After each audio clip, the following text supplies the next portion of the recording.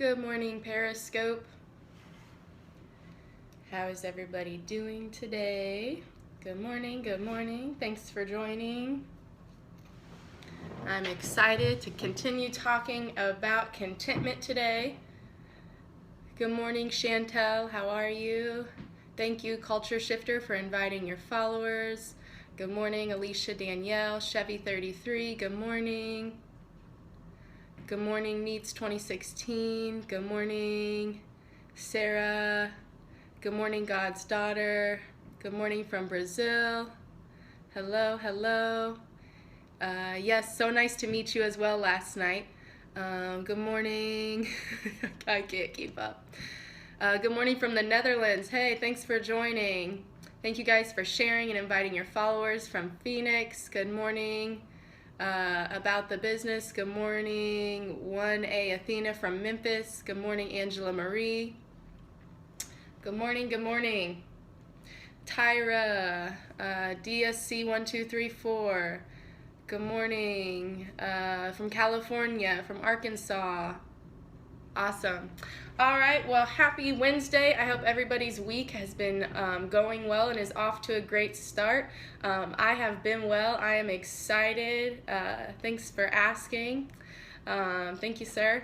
And I'm excited just to be able to finish out this series because I really think that the solution, the number one solution that God has given me to share as it pertains to learning to be content, I really feel like it's a life changer and a game changer. So I'm super excited to share it. But before we go into the solution for being content, I want to first address the future.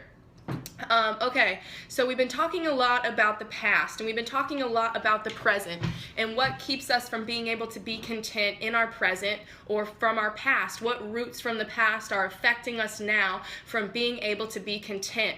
But I think one of the biggest factors that keeps us from being content, even in our present, is the way we view our future. I believe the way we perceive our future, the way we view our future, the way we think about our future, all of those things begin to affect our ability to be content now.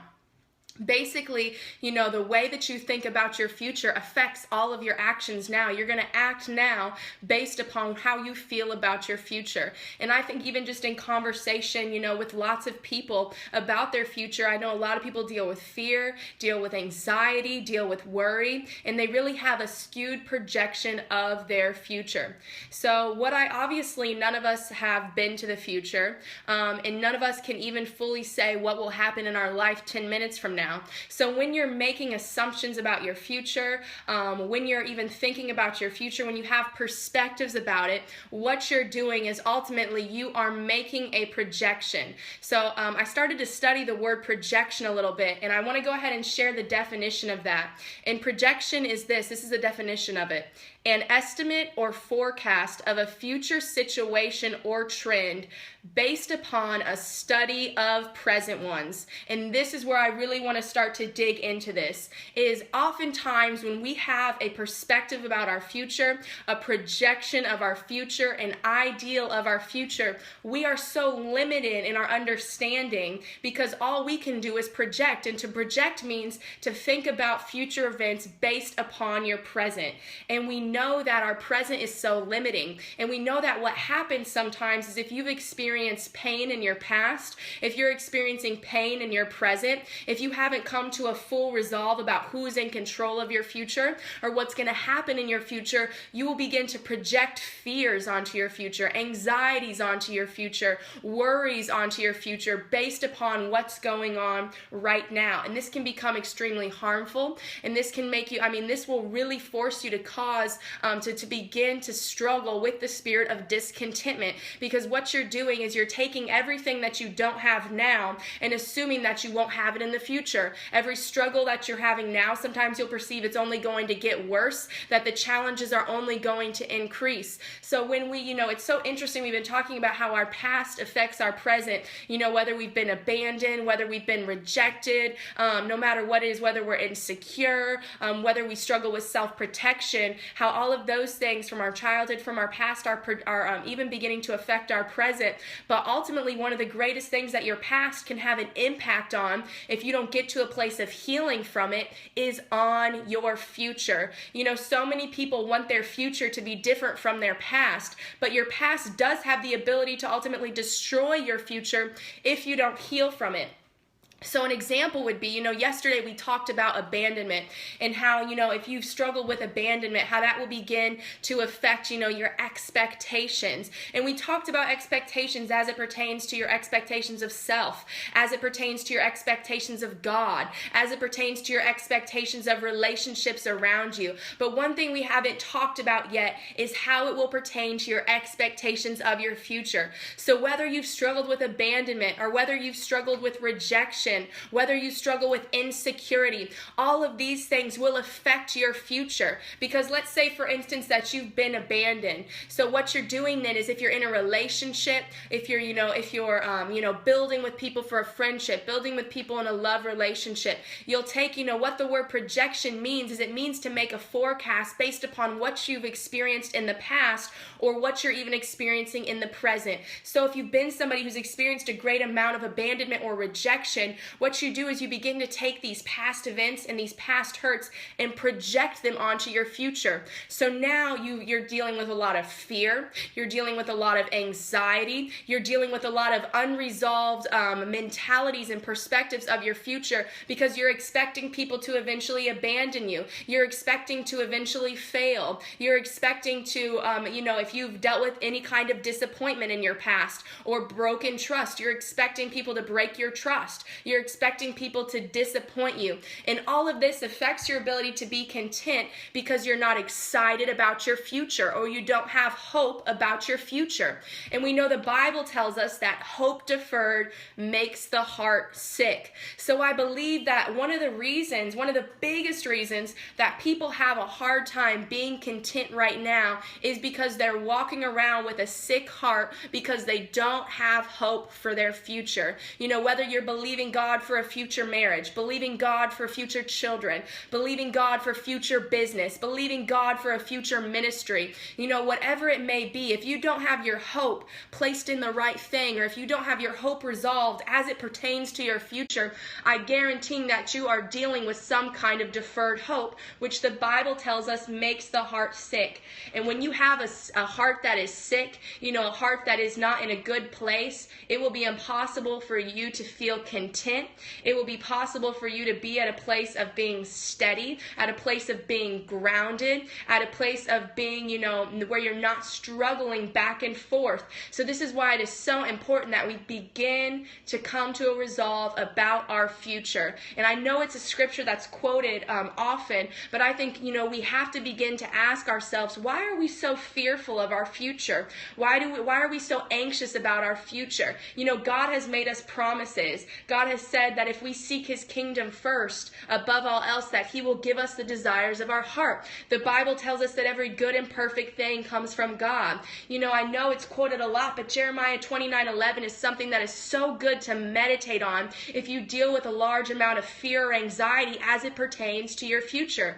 Because it says, "For I know the plans I have for you, declares the Lord, plans to prosper you and not to harm you, and plans to give you a hope and a future." So right there we see the word hope is used there, and the word future is used there. So why did Jeremiah feel the need to let us know that it is God who holds our hope, God who holds our future, and that it is a good thing? I think it's because he knows that as humans with such limited perspective, who come from broken pasts, who have experienced disappointments, letdowns, rejection, abandonment, broken trust, that we will take all of that, and what that does is, if there is a lens that you're looking through to view your future, when you become rejected, when you become abandoned, when you have your trust broken, all of these things begin to cloud the lens through which you view your future. So what you need to do is you need to have God renew that lens and restore that lens, because what the Bible tells us is that he is the one who holds our future,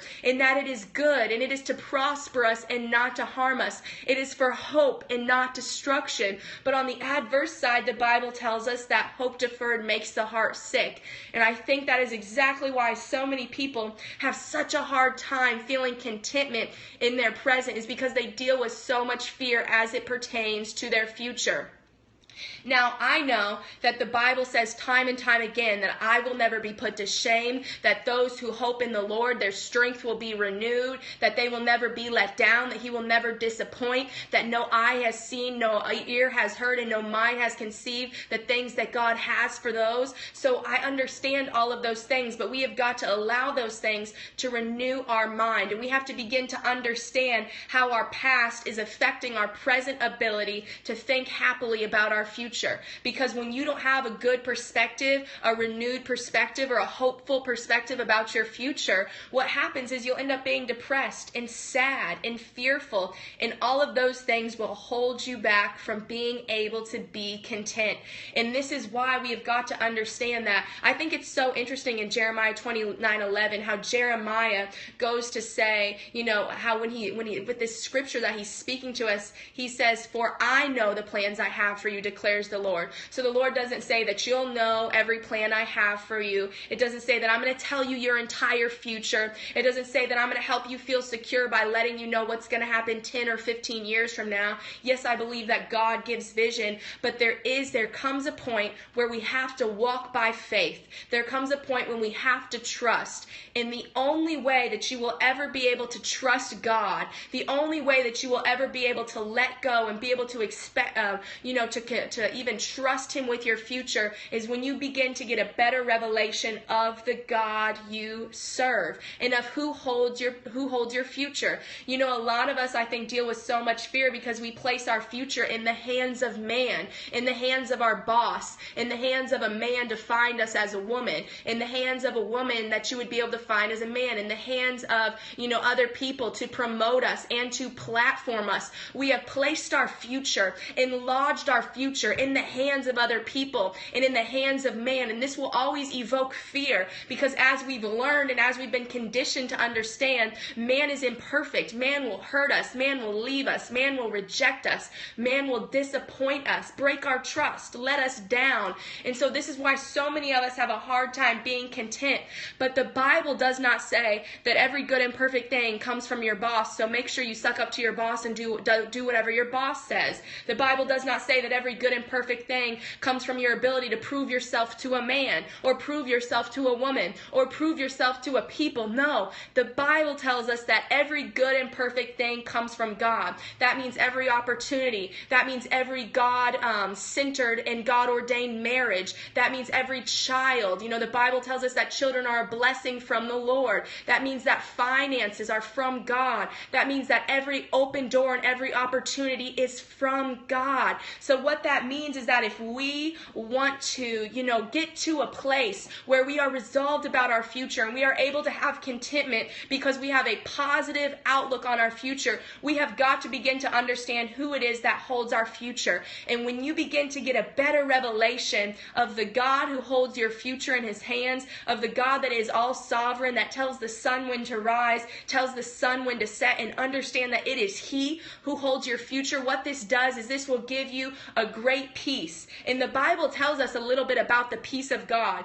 My question is, why did the Bible why did they feel like, the people writing the Bible, why did they feel like they had to tell us that God will give us a peace that will surpass your ability to understand? I think the reason that they clarified that aspect of peace is because as they were writing it, they understood that as humans and as flesh and as having a limited perspective, that there were going to come times when we just don't understand, when we just don't know, but that God, when we trust in him and rely on him and place our future in his hands, that what happens is that his peace will begin to invade us, and it will surpass our limited ability to understand. Sometimes what happens and why we end up in such destructive places is we begin to try to control and manipulate our future, make things happen in our timeline. If you want to be content, you have got to get delivered from the timeline. Now, this timeline will be, I have to be married by this age, I have to have kids by this age, I have to own a house by this age, I have to be making this much money by this age, I have to have a platform, this many followers by this age, a business by this age, a ministry title, an ordination by this age. We have got to be free from a timeline. Because if you look at the Bible, what we learn about God, and I say this in the nicest way, is he does not give 2 cents worth about your timeline or when you feel like things need to happen. And he shows that time and time again. If Abraham had his way and had his timeline, I guarantee you that he would have had kids before 100 years old. Or, if Mary would have had her way with her timeline, she would have at least been able to marry Joseph before she got impregnated with the Son of God.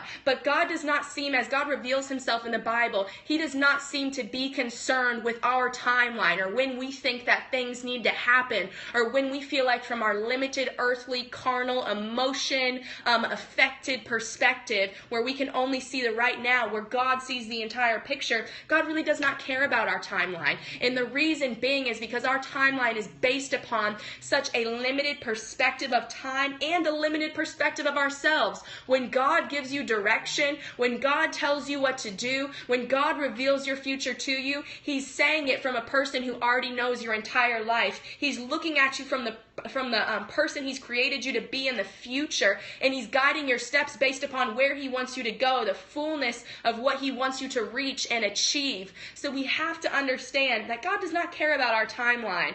And I'm saying, I'm preaching to myself right now because I am constantly getting deliverance continually from my timeline.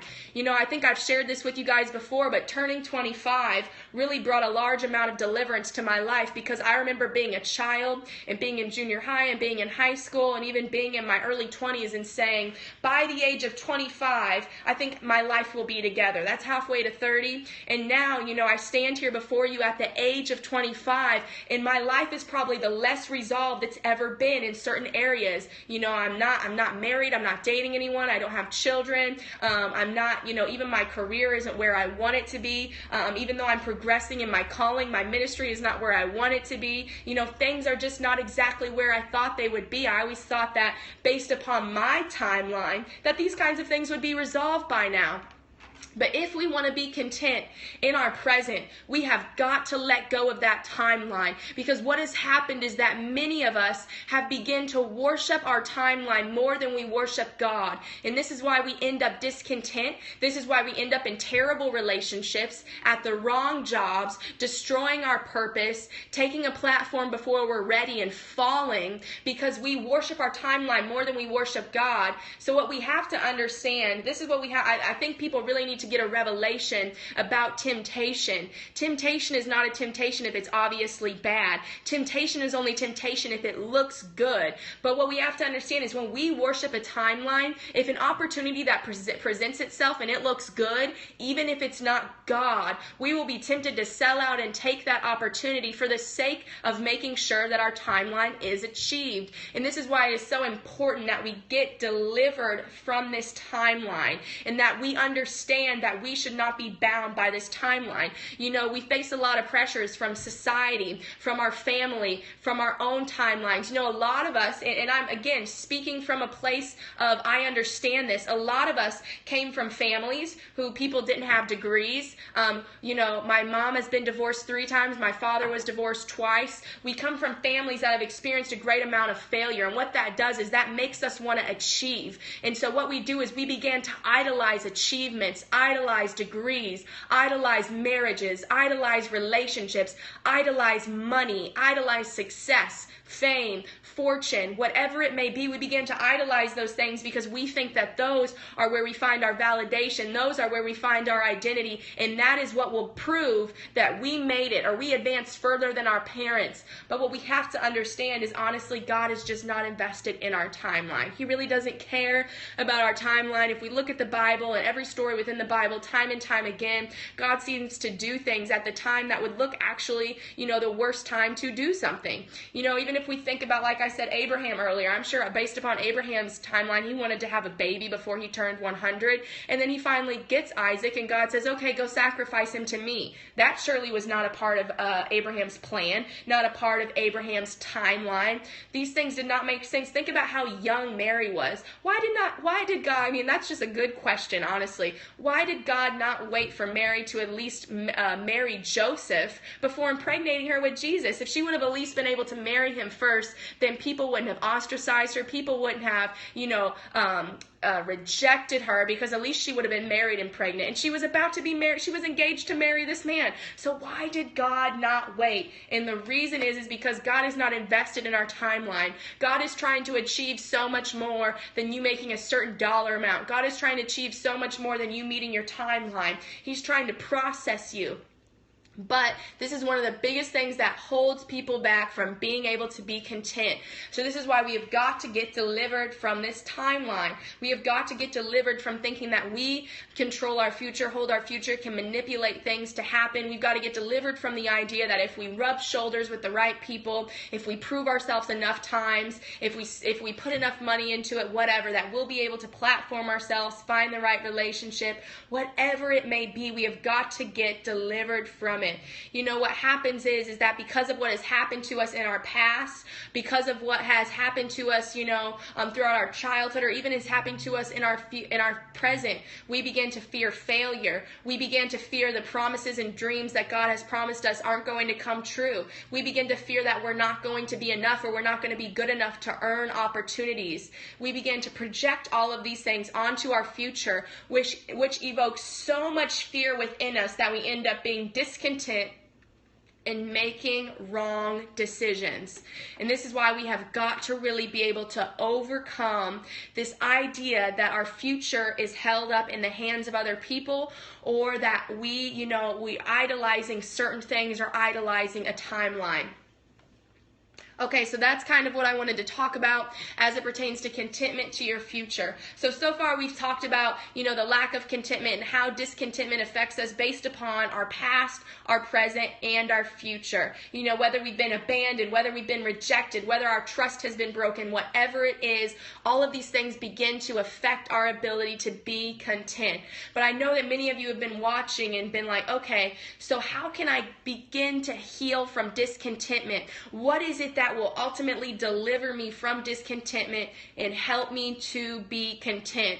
So I began to pray to God and seek God. And I feel like people watch me on Periscope, and sometimes when I meet people, they'll say things like, wow, I feel like you really have your life together. I feel like, you're really advanced. I feel like all of these things. But it makes me laugh, because everything that I teach on Periscope and everything I share on Periscope is honestly just something that God has dealt with me on, rebuked me on, taught me on, processed me through. So all of these things I'm sharing are a result of how messed up I am and how much I've needed the counsel of the Holy Spirit, or the counsel of God. So as I've been seeking God, even for myself, of how to be content, as I've been turning 25 and needing deliverance from this idea of a timeline, or this idea of feeling like, I haven't made it, or things aren't good, and really struggling with contentment myself, I want to share with you guys what God began to reveal to me about how a person can ultimately overcome discontentment. And when he began to share this with me, and all the scriptures he shared with me, I'm gonna tell you the honest truth. I was crying,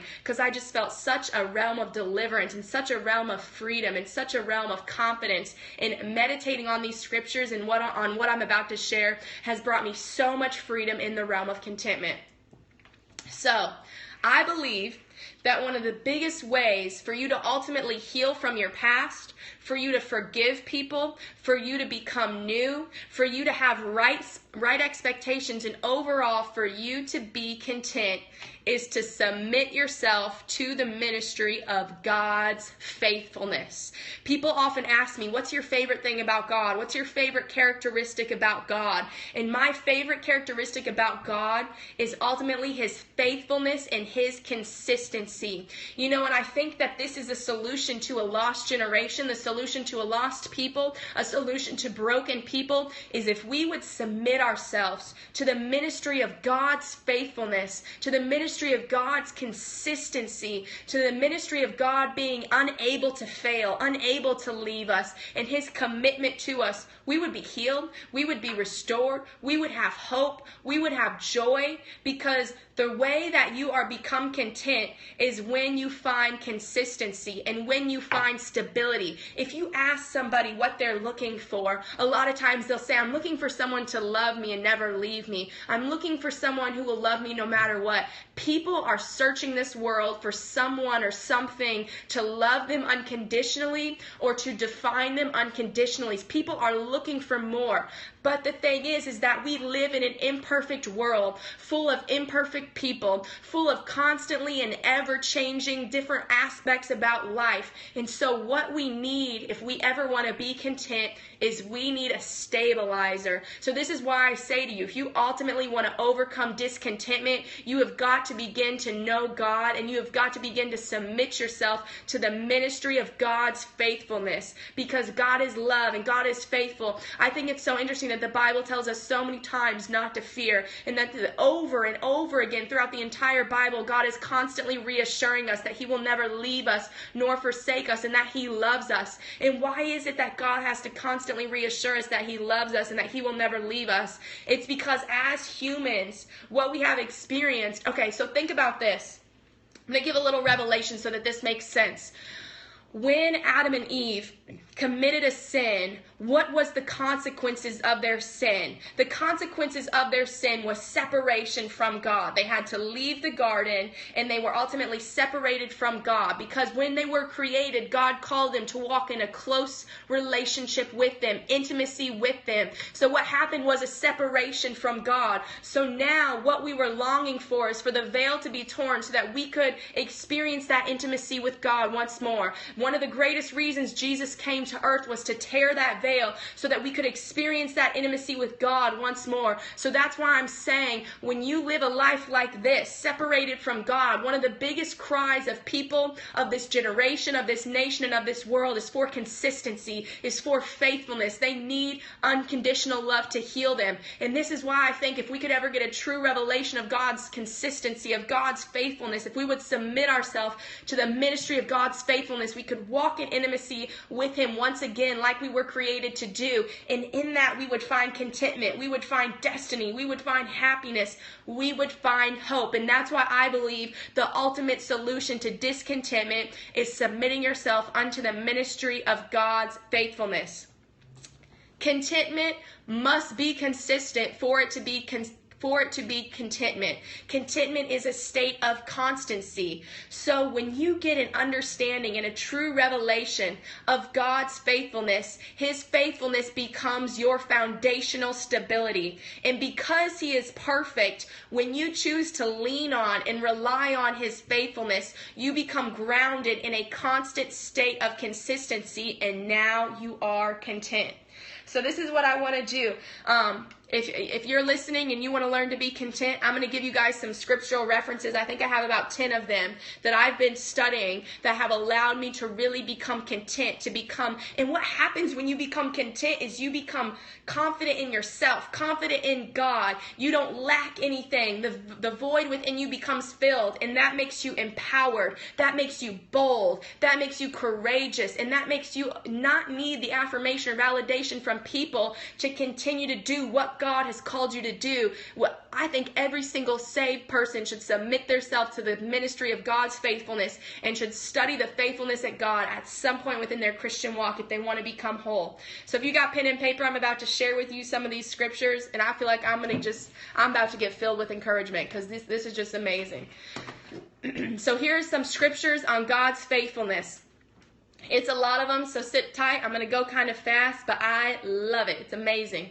Okay, this talks about how faithful God is, and I feel like just as I begin to read these, some people are going to be delivered from discontentment, and are going to be delivered from fear, are going to be delivered from rejection, are going to be delivered from having a broken heart, because the Bible tells us that hope deferred makes the heart sick. So a lot of us have placed our hope in the wrong thing and are dealing with a sick heart. So I believe that if we will submit ourselves to the ministry of God's faithfulness, we will be able to overcome this. All right, Deuteronomy 31:6.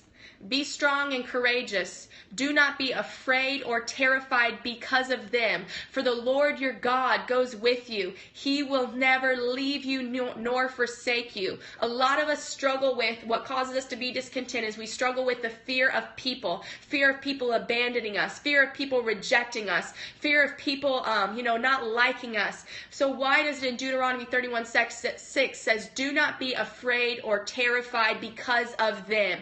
My question to you this morning is, who is your them that you are allowing to bring fear to you, that you are allowing to terrify you? But God says to be courageous and do not be afraid because of them, for he will never leave you nor forsake you. Deuteronomy 31:8. The Lord himself goes before you and will be with you. He will never leave you nor forsake you. Do not be afraid and do not be discouraged. So here again in Deuteronomy, in the 31:6, it says, do not be afraid because of them. It goes on 2 verses later and it says, God himself will go before you. A lot of us struggle with fear because we feel an unresolve about our future. We deal with fear of our future. So God not only says, don't be afraid because of other people. Now he says, don't be afraid about what you can't see in your future because I've already gone ahead of you. I've already established it. Look at God's faithfulness and his sovereign power and his ability not to be bound by time. Look at how his faithfulness is delivering us from fear. Joshua 1:5 says, no one will be able to stand up against you all the days of your life. As I was with Moses, so I will be with you. I will never leave you nor forsake you. No one will be able to overcome you. 1 Kings 8:57, may the Lord our God be with us as he was with our fathers. May he never leave us nor forsake us. So if we, some of us have a hard time trusting people because of their track record. But look at God's track record. Look at how faithful he's been to the people of God for thousands upon thousands of years. May the Lord our God be with us as he was with our fathers, as he was faithful to Abraham, faithful to Paul, as he was faithful to David, as he was faithful to Samuel, as he was faithful to Daniel, as he was faithful to Jeremiah, as he was faithful to even Jesus. May the Lord our God be with us as he was with our fathers. So God has a perfect track record, and you don't have to worry about him disappointing you. Psalms 94:14, for the Lord will not reject his people. He will never forsake his inheritance. He will never forsake his inheritance. What an honor that God refers to us as his inheritance. And it says right there that God will never reject his people. So many of us fear being rejected or being abandoned or being not loved. But right there, God delivers us from our rejection and again ministers to us through his faithfulness. I will never reject you. Psalm 37:28, part A. For the Lord loves the just and will not forsake his faithful ones. They will be protected forever. We talked about the spirit of self-protection, how so many people feel the need to protect themselves. But right here, God delivers us from that through his ministry of his faithfulness. He says they will be protected for how long? Not for a little bit, not for sometimes, but forever. Psalms 94:14, for the Lord will not reject, I think I already read that one, yes. Okay, Isaiah 41:17, the poor and needy search for water, but there is none. Their tongues are parched with thirst. But I, the Lord, will answer them. The God of Israel will not forsake them. The Bible tells us that he will give us a water that will cause us never to thirst again. So many of us are discontent right now because we're walking around thirsty and we're looking for people. We're looking for things. We're looking for affirmation and validation. We're looking for money, fame, fortune, success, and platform to quench our thirst. And although those things may be able to quench our thirst on a temporary basis, it is ultimately God, the God of Israel, who will answer us and who will not forsake us. Isaiah 42:16, I will lead the blind by ways they have not known. Along unfamiliar paths I will guide them. I will turn the darkness into light before them and make rough places smooth. These are the things I will do. I will not forsake them. My God, how many times does God feel the need to reassure us that he will not forsake us? And so right there it says that he will lead the blind among ways they have not known. Among unfamiliar paths I will guide them. I will turn their darkness into light. So even in those areas where you feel like it's dark and your future is unknown, God will turn that into light if you follow him. He will not leave you. He will not forsake you. Matthew 28:20. Teaching them to observe all things that I have commanded you. And behold, I am with you always, to the end of age. God is with us always. Hebrews 13:6. So we can confidently say, the Lord is my helper. I will not fear. What can man do to me? So many of us are afraid of the repercussions, the consequences of man's choices. We're so afraid if we don't rub elbows with the right people, worship the right people, prove ourselves to the right people, that people will be able to shut the doors of opportunity. But every good and perfect thing comes from God. And in Hebrews it says, what can man do to me? And finally, Hebrews 13:5, which says, keep your lives free from the love of money and be content with what you have, because God has said, never will I leave you and never will I forsake you. So right there, the Bible tells us that money, no matter how much we have, will never be able to validate us, will never be able to make us content. But it says, because God has said, never will I leave you and never will I forsake you, be content with what you have. So right there is that word content that we have been studying, how to be content. All of those verses right there, God over and over again in the Bible continues to tell us that he will not leave us.